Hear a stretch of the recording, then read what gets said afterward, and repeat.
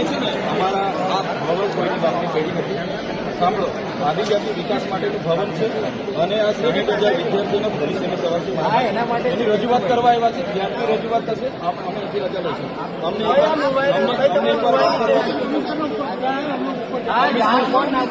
તમે કમિશનર સાથે વાત કરો. કમિશનર સાથે વાત કરો. અમે મળ્યા વગર અહીંથી નીકળવાના નથી. ના મારું કામ છે. મારી ભાઈ એના માટે આવ્યા છે.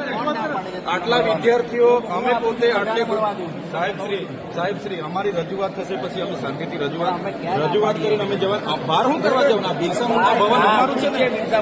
હા, કોઈની બાપની પેઢી થોડી છે. એનું રીઝન શું? અંસાર સાહેબ, એનું રીઝન બહાર જવાનું રીઝન શું? કારણ અમે